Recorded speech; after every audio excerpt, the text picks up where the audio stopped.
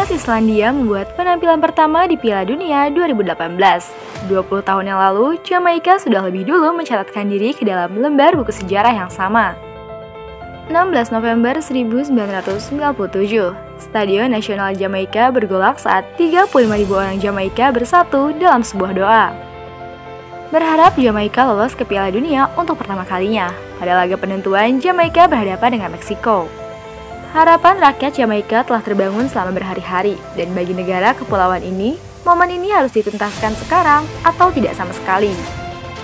Ribuan mil jauhnya, Amerika Serikat menghadapi El Salvador di Stadion Foxborough di Boston. Jamaika memerlukan Amerika Serikat untuk menang, sambil berusaha untuk menahan imbang Meksiko demi tiket ke Prancis. Dan apa yang terjadi selanjutnya telah terukir di benak jutaan orang Jamaika hingga hari ini. Ya, Jamaika akhirnya lolos ke Piala Dunia 1998 di Prancis. Jamaika adalah negara kecil yang populasi penduduknya tidak lebih banyak dari kota-kota besar yang ada di Indonesia. Tapi dalam sepak bola, negara yang terkenal dengan Bob Marley dan musik reggae-nya ini pernah menjadi salah satu dari 32 negara terbaik peserta Piala Dunia 1998 di Prancis. Saat itu, Jamaika tergabung dalam grup H bersama dengan Jepang, Kroasia, dan Argentina.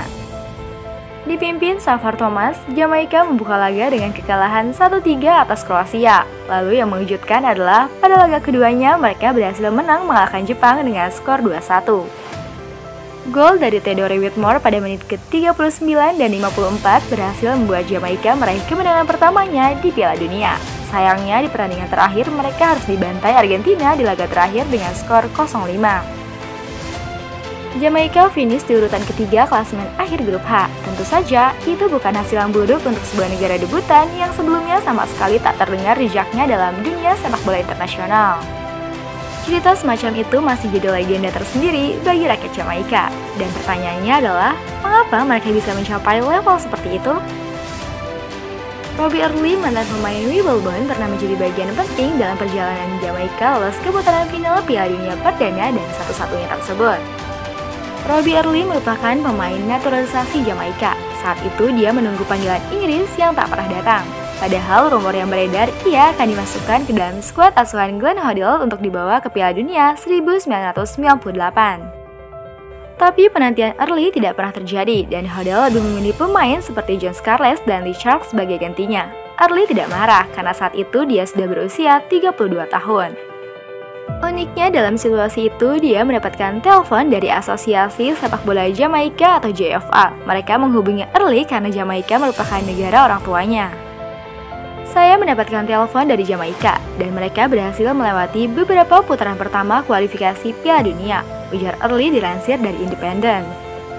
Ternyata, Early bukan satu-satunya pemain keturunan Jamaika yang bermain di Inggris yang dihubungi oleh Jamaika. Dua pemain dari Portsmouth, Fitzroy Simpson dan Vauxhall serta Dean Burton dan Derby County juga diproses untuk melakukan naturalisasi. Dan ketika mereka menghadapi Kanada dalam bentrokan penting pada September 1997, keempatnya sudah menjadi bagian dari timnas Jamaika. Jamaika memastikan diri lolos ke Piala Dunia 1998 setelah bermain imbang tanpa gol dengan Meksiko. Jamaika finish di peringkat ketiga babak kualifikasi putaran keempat setelah meraih 14 poin dari 10 pertandingan. Tentu saja hasil itu diikuti dengan karnaval meriah di penjuru negeri Karibia tersebut.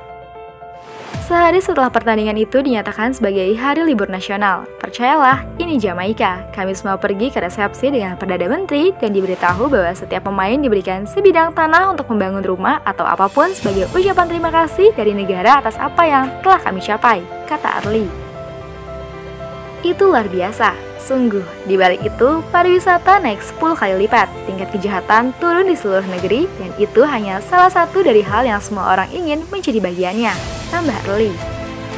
Pada awal turnamen, ada 7 anggota skuad Jamaika kelahiran Inggris, bahkan setim Early di Wimbledon. Marcus Bailey juga ditambahkan ke dalam skuad, bersama dengan Frank Sinclair dari Chelsea dan pemain derby lainnya, Darrell Powell. 5 dari mereka mulai melawan Kroasia dan Early mencetak gol untuk Jamaika. Gol pertama di Piala Dunia yang berakhir dengan kekalahan 1-3. Selama 1 bulan yang gemilang di Prancis dan hingga saat ini, rakyat Jamaika menghargai kenangan yang ditampilkan skuad hijau hitam emas Jamaika. Reggae Boys mungkin sudah dewasa, tetapi negara mereka tidak akan pernah melupakan mereka. Itu adalah sebuah cerita yang tak akan pernah dilupakan untuk Early dan seluruh rakyat Jamaika. Dan itu dia kisah tentang The Reggae Boys Jamaika ikut dalam Piala Dunia 1998. Sampai jumpa di informasi-informasi unik dan menarik lainnya seputar dunia sepak bola, dan salam olahraga.